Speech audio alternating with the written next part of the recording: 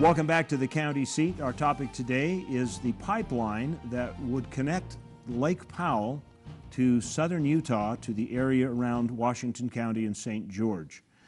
This has been something that I've been hearing about for quite some time, and joining us for our discussion today, Eric Millis, who's the Deputy Director of the Utah Division of Water Resources, Ron Whitehead, Public Works Director for Washington County, and Commissioner Jim Erdley of Washington County. Gentlemen, thank you for joining us today. Thank you.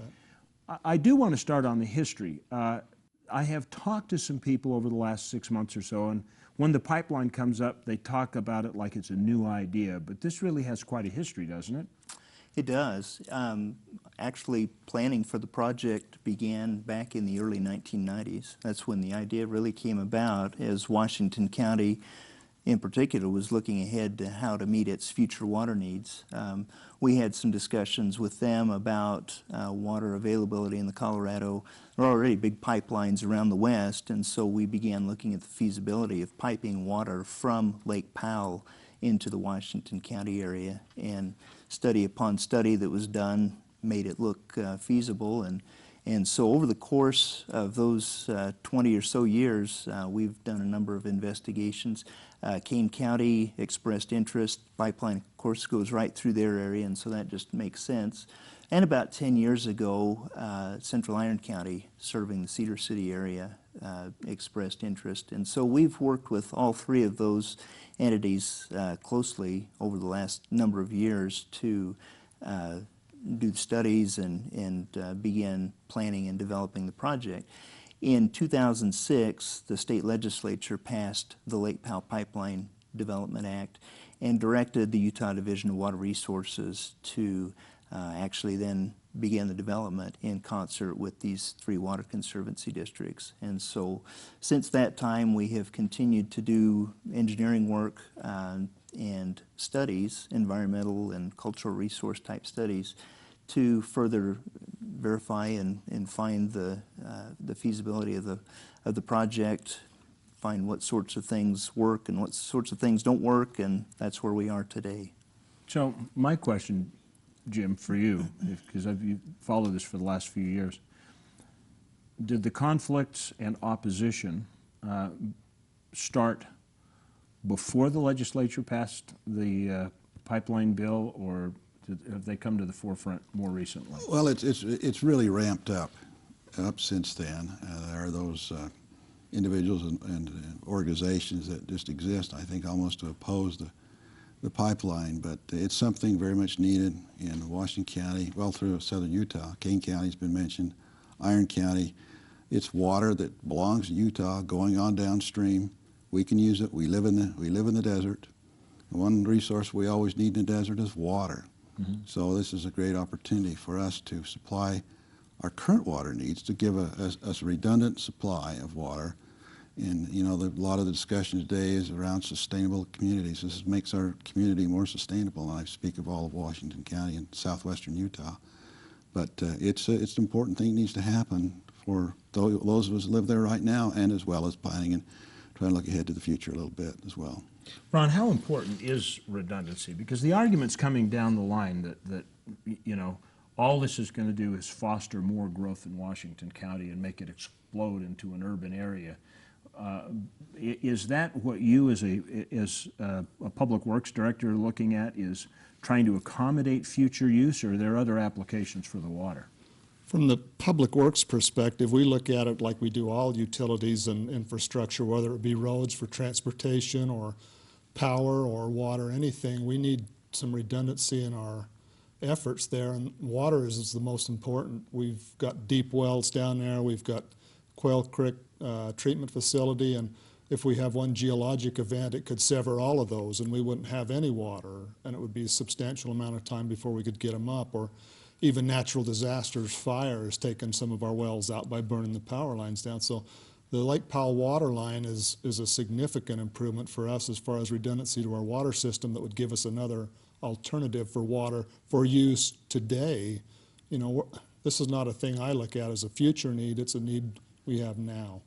Well, now that raises a good question. You say that there could be a disruption of the supply of water if there were an earthquake or something. So if you have a pipeline coming all the way, you know, if that line goes directly from the tap to Lake Powell, that increases your chances of severing. Is that really the flow of the water? It would just give us another alternative to get water. If we did have such a disaster, why, maybe it would take out one source, but the other source would still be there and still be usable for us to survive with. So. Well, not only that, but as far as a sustained drought condition, we you know, we hear some about Lake Powell being somewhat of a fragile source of water. It's not. It's a very reliable source of water. That straw goes deep into the reservoir, as I understand, hundreds of feet down. And it would provide us with a source of water that we may need in times of drought when the wells begin to dry up and stop producing, when Quail Creek and Sand Hollow reservoirs start to get low. This gives us another way to really supply the need we have for water almost entirely from a separate secondary source. What do your studies at the state level say about the sustainability of a water source for the western part of the southwestern part of the state?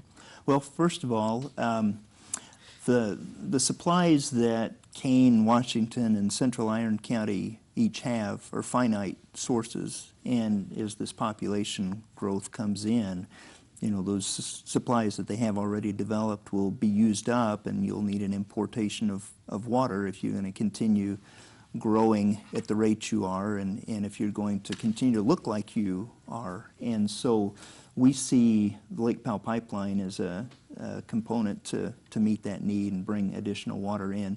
Now, people have asked about the reliability of the supply on the Colorado River, and is it fragile and susceptible to drought and climate change. We have had the Bureau of Reclamation do modeling for us over the years, and the conclusion that they've had is they have looked at long-term extended droughts from the past and then modeled those types of droughts into their dry case scenario, is that even in that dry case scenario, there's adequate water for the pipeline as well as the other needs. Did I understand that this study actually encompassed a historical look over like a period of 600 years? Did. They included tree ring data and other paleo-type data as they looked back, and it was about 600 years into the past, and they found longer-term droughts than we're used to experiencing in the time that we've been here, and more severe type droughts, and those were worked into the models. How is the project going to go forward, Ron? I mean, what is the next step for your department or for Washington County? Do you wait for the construction of the pipeline, or what do you do? And just a really brief answer on that. We'll go into more detail after the break. The Conservancy District handles the water for Washington County, and they're planning for that and moving ahead with procedures on that, trying to get approvals, and then once they get that, then we'd plan on how to actually build the line and get the line in place. Excellent. We will be back with the county seat in just a minute. When we come back, we will be taking a look at how the project will unfold and what the timeline is to see this water developed in Washington County. Stay with us. We'll be back with the county seat in just a minute. What are the words that describe the perfect destination?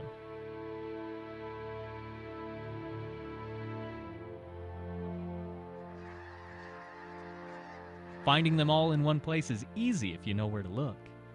Millard County in the heart of Utah offers ATV adventures, rock crawling events, art festivals, and nature at its most epic. Millard County, Utah. Find out what you've been searching for. You see a snapshot and you wish you could make it real. You glance at a calendar and imagine you could step inside. You see adventure and long to join in. In Kane County, Utah, there's nothing to hold you back. Land, water, air, from the Red Rocks to the top of the world. A motorized adventure to the style of the Old West. Experience the true meaning of freedom. Kane County, Utah. Come play in our backyard. In order for there to be adventure, there must first be a land that offers it. In order for there to be discovery, there must first be something undiscovered. It's time you discovered northeastern Utah's dinosaur lands, the trails, water, beauty, and history that have been 65 million years in the making. Take your journey to a destination where adventure is only limited by your imagination. Join us in Uinta County, undiscovered Utah. What do you picture when you hear Rich County, Utah? Bear Lake adventure, snowmobile action, pristine skiing, spectacular solitude. Well, if that isn't what first came to mind, then you just don't know Rich County. The Bear Lake Monster Polar Plunge, snowmobiling Monte Cristo, ice fishing Bear Lake, skiing the backcountry, fishing at the Cisco Disco. Come and find out what you never knew you were missing. Rich County, Utah.